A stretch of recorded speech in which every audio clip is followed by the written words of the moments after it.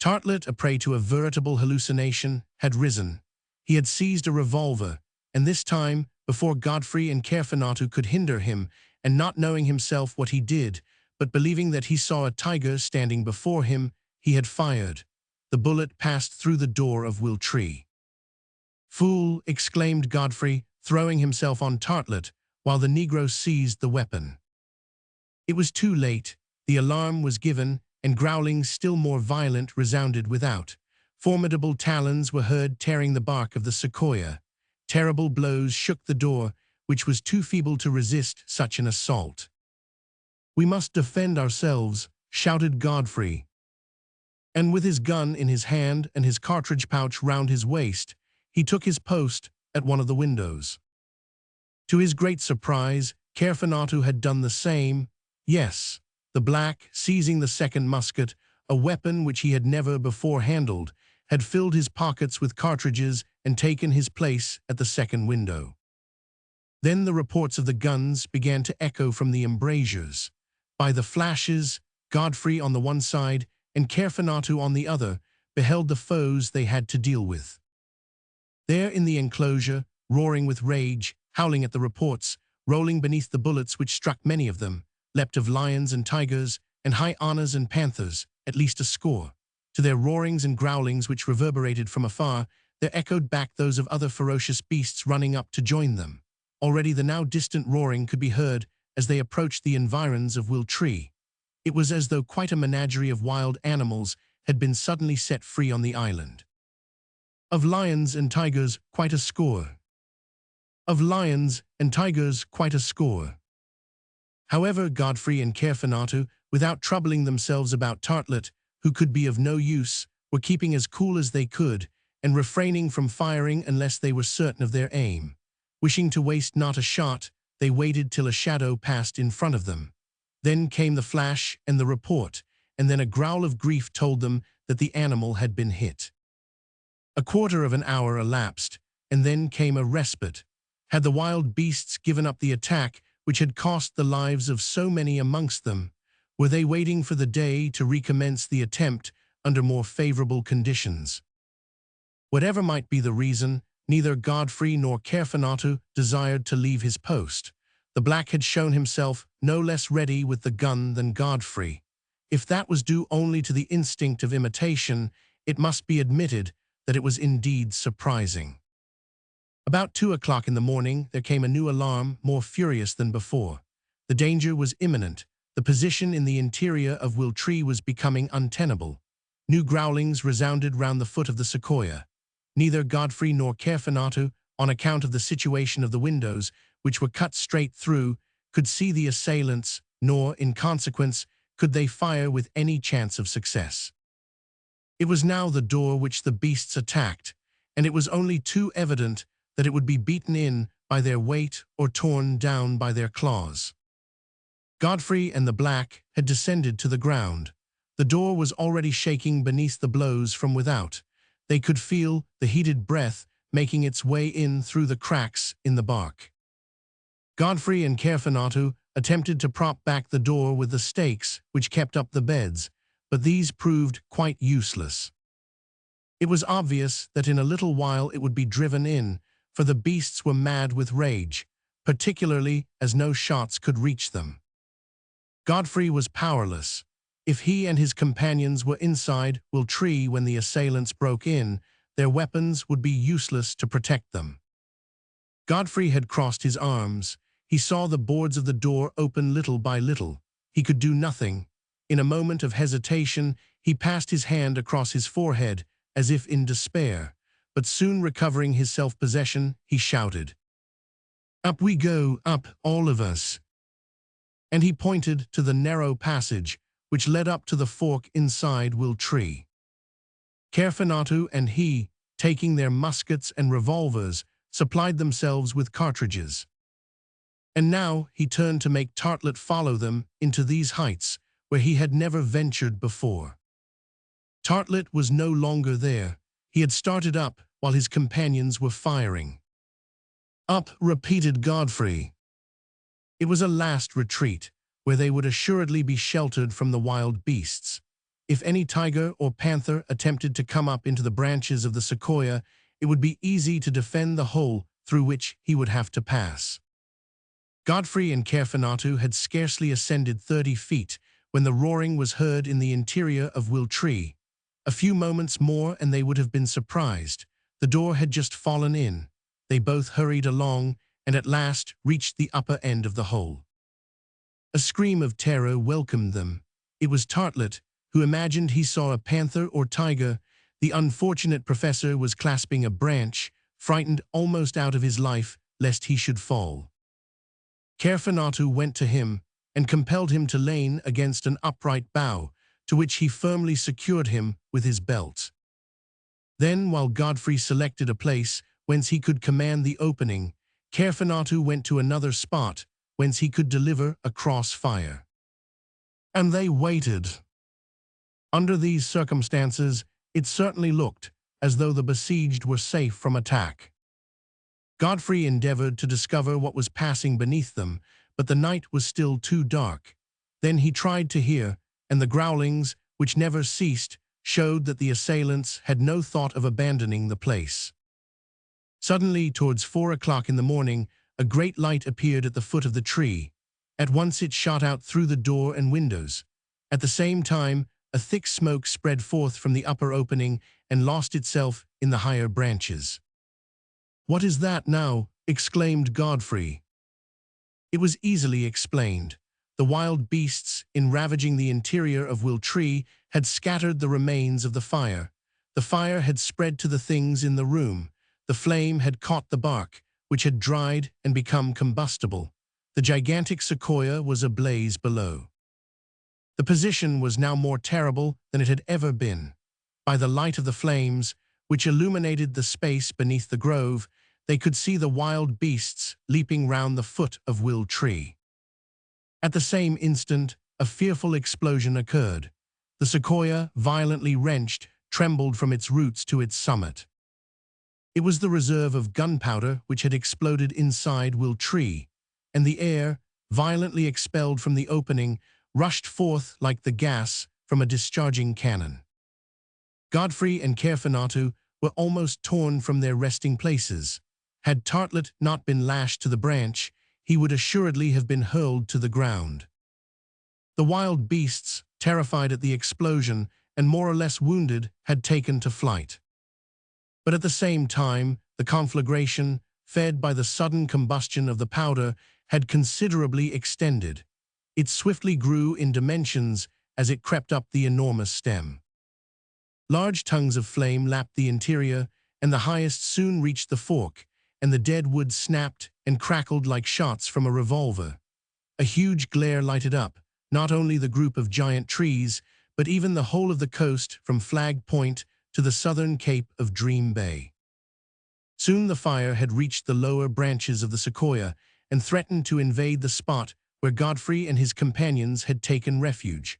Were they then to be devoured by the flames, with which they could not battle, or had they but the last resource of throwing themselves to the ground to escape being burnt alive? In either case, they must die.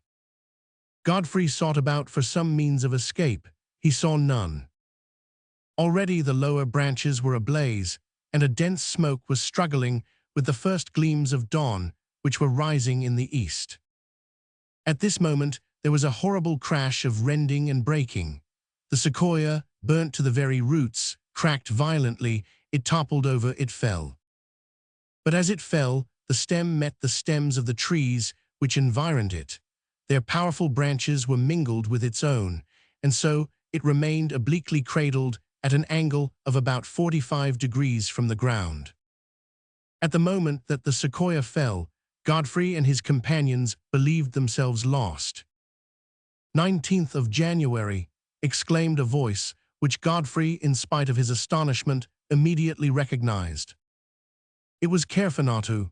Yes, Caerphilnatu had just pronounced these words, and in that English language which up to then he had seemed unable to speak or to understand. "What did you say?" asked Godfrey as he followed him along the branches. "I said, Mr. Morgan," answered Caerphilnatu, "that today your uncle will ought to reach us, and that if he doesn't turn up, we are done for. Chapter 22, which concludes by explaining what up to now had appeared inexplicable. At that instant, and before Godfrey could reply, the report of firearms was heard not far from Wiltree. At the same time, one of those rainstorms, regular cataracts in their fury, fell in a torrential shower, just as the flames devouring the lower branches were threatening to seize upon the trees against which Wiltree was resting. What was Godfrey to think after this series of inexplicable events? Caerphilnatu speaking English like a Cockney, calling him by his name, announcing the early arrival of Uncle Will, and then the sudden report of the firearms. He asked himself if he had gone mad, but he had no time for insoluble questions, for below him, hardly 5 minutes after the first sound of the guns, a body of sailors appeared hurrying through the trees. Godfrey and Caerphilnatu slipped down along the stem, the interior of which was still burning. But the moment that Godfrey touched the ground, he heard himself spoken to, and by two voices which even in his trouble it was impossible for him not to recognize. "Nephew Godfrey, I have the honor to salute you." "Godfrey, dear Godfrey." "Uncle Will, Fina, you," exclaimed Godfrey, astounded. 3 seconds afterwards, he was in somebody's arms and was clasping that somebody in his own.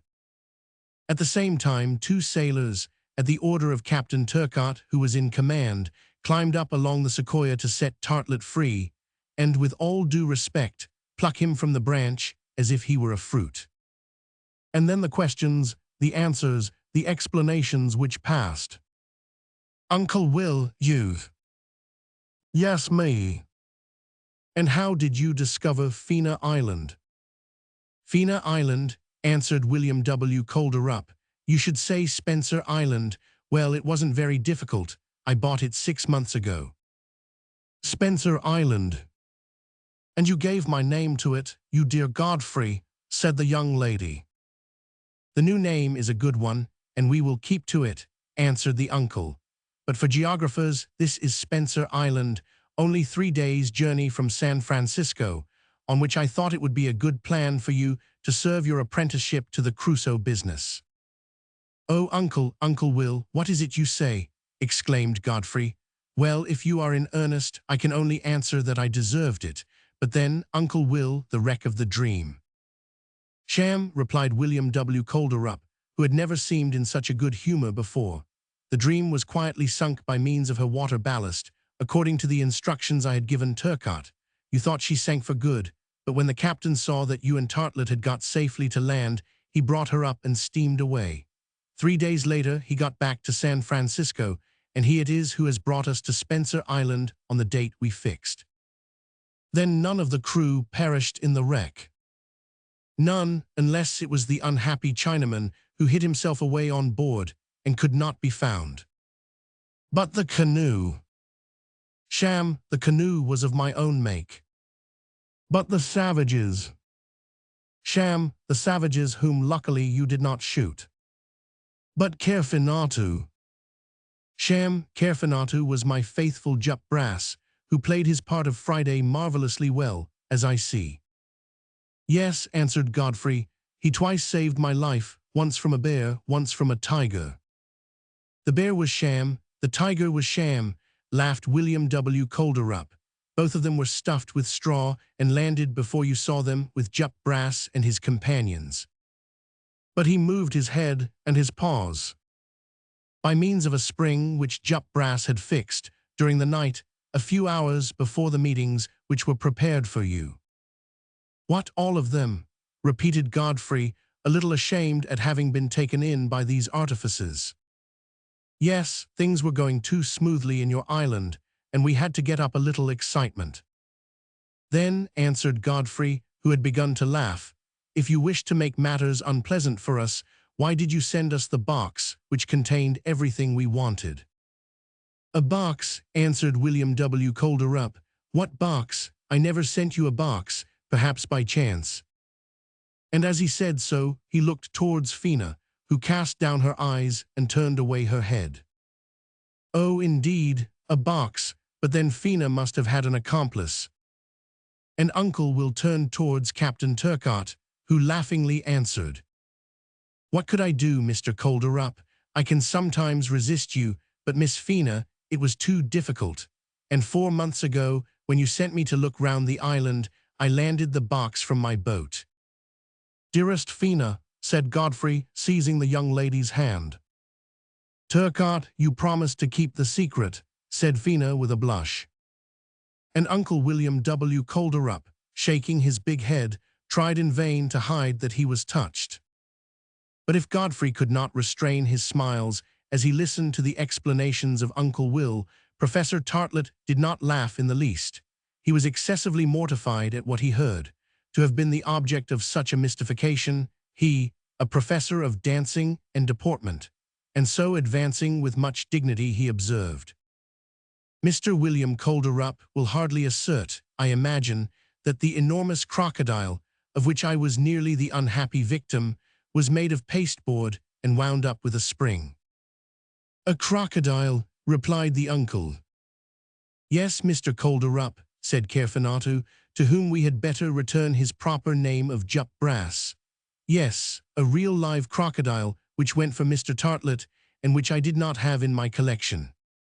Godfrey then related what had happened, the sudden appearance of the wild beasts in such numbers, real lions, real tigers, real panthers, and then the invasion of the snakes, of which during 4 months they had not seen a single specimen in the island. William W. Colderup at this was quite disconcerted. He knew nothing about it. Spencer Island, it had been known for a long time, never had any wild beasts, did not possess even a single noxious animal. It was so stated in the deeds of sale. Neither did he understand what Godfrey told him of the attempts he had made to discover the origin of the smoke, which had appeared at different points on the island. And he seemed very much troubled to find that all had not passed on the island according to his instructions, and that the program had been seriously interfered with. As for Tartlett, he was not the sort of man to be humbugged. For his part, he would admit nothing, neither the sham shipwreck, nor the sham savages, nor the sham animals, and above all, he would never give up the glory which he had gained in shooting with the first shot from his gun the chief of the Polynesian tribe, one of the servants of the Colderup establishment, who turned out to be as well as he was. All was described, all was explained, except the serious matter of the real wild beasts and the unknown smoke. Uncle Will became very thoughtful about this, but like a practical man, he put off, by an effort of the will, the solution of the problems, and addressing his nephew. "Godfrey," said he, "you have always been so fond of islands that I am sure it will please you to hear that this is yours, wholly yours. I make you a present of it. You can do what you like with it. I never dreamt of bringing you away by force, and I would not take you away from it. Be then a Crusoe for the rest of your life, if your heart tells you to." "I," answered Godfrey, "I owe my life." Vina stepped forward. "Godfrey," she asked, "would you like to remain on your island?" "I would rather die," he exclaimed. But immediately he added, as he took the young lady's hand, "Well, yes, I will remain, but on 3 conditions. The first is you stay with me, dearest Fina. The second is that Uncle Will lives with us, and the third is that the chaplain of the Dream marries us this very day." "There is no chaplain on board the Dream, Godfrey," replied Uncle Will. "You know that very well, but I think there is still one left in San Francisco, and that we can find some worthy minister to perform the service. I believe I read your thoughts when I say that before tomorrow we shall put to sea again." Then Fina and Uncle Will asked Godfrey to do the honors of his island. Behold them, then walking under the group of sequoias, along the stream up to the little bridge. Alas, of the habitation at Will Tree nothing remained. The fire had completely devoured the dwelling in the base of the tree. Without the arrival of William W. Colderup, what with the approaching winter, the destruction of their stores, and the genuine wild beasts in the island, our Crusoes would have deserved to be pitied. "Uncle Will," said Godfrey, "if I gave the island the name of Fina, let me add that I gave our dwelling the name of Will Tree." Well, answered the uncle, we will take away some of the seed and plant it in my garden at Frisco. During the walk, they noticed some wild animals in the distance, but they dared not attack so formidable a party as the sailors of the dream. But none the less was their presence absolutely incomprehensible. Then they returned on board, not without Tartlet asking permission to bring off his crocodile, a permission which was granted. That evening, the party were united in the saloon of the Dream, and there was quite a cheerful dinner to celebrate the end of the adventures of Godfrey Morgan and his marriage with Fina Haleni. On the morrow, the 20th of January, the Dream set sail under the command of Captain Turcotte. At 8 o'clock in the morning, Godfrey, not without emotion, saw the horizon in the west wipe out, as if it were a shadow, the island on which he had been to school for 6 months, a school of which he never forgot the lessons. The passage was rapid, the sea magnificent, the wind favorable. This time the Dream went straight to her destination. There was no one to be mystified. She made no tackings without number as on the first voyage. She did not lose during the night what she had gained during the day. And so, on the 23rd of January, after passing at noon through the Golden Gate, she entered the vast bay of San Francisco and came alongside the wharf in Merchant Street. And what did they then see? They saw issue from the hold a man who, having swum to the Dream during the night, while she was anchored at Fina Island, had succeeded in stowing himself away for the second time. And who was this man? It was the Chinaman, Seng Vu, who had made the passage back as he had made the passage out. Seng Vu advanced towards William W. Calderup. "I hope Mr. Calderup will pardon me," said he very politely. "When I took my passage in the Dream, I thought she was going direct to Shanghai, and then I should have reached my country, but I leave her now and return to San Francisco." Everyone, astounded at the apparition, knew not what to answer and laughingly gazed at the intruder. "But," said William W. Calderup at last, "you have not remained 6 months in the hold, I suppose?" "No," answered Seng Vu. "Where have you been, then?" "On the island." "You," exclaimed Godfrey. "Yes." "Then the smoke. A man must have a fire. And you did not attempt to come to us to share our living." "A Chinaman likes to live alone," quietly replied Seng Vu. "He is sufficient for himself, and he wants no one." And thereupon this eccentric individual bowed to William W. Calderup, landed, and disappeared. "That is the stuff they make real Crusoes of," observed Uncle Will. "Look at him and see if you are like him. It does not matter. The English race would do no good by absorbing fellows of that stamp." "Good," said Godfrey. "The smoke is explained by the presence of Seng Vu, but the beasts." "And my crocodile," added Tartlet. "I should like someone to explain my crocodile." William W. Calderup seemed much embarrassed, and feeling in turn quite mystified, passed his hand over his forehead as if to clear the clouds away. "We shall know later on," he said. "Everything is found by him who knows how to seek." A few days afterwards, there was celebrated with great pomp the wedding of the nephew and pupil of William W. Calderup. That the young couple were made much of by all the friends of the wealthy merchant can easily be imagined. At the ceremony, Tartlet was perfect in bearing, in everything, and the pupil did honor to the celebrated professor of dancing and deportment. Now Tartlet had an idea. Not being able to mount his crocodile on a scarf pin, and much he regretted it, he resolved to have it stuffed. The animal, prepared in this fashion, hung from the ceiling, with the jaws half open and the paws outspread, would make a fine ornament for his room. The crocodile was consequently sent to a famous taxidermist, and he brought it back to Tartlet a few days afterwards. Everyone came to admire the monster who had almost made a meal of Tartlet. "You know, Mr. Calderup, where the animal came from?" said the celebrated taxidermist, presenting his bill. "No, I do not," answered Uncle Will. "But it had a label underneath its carapace." "A label?" exclaimed Godfrey. "Here it is," said the celebrated taxidermist.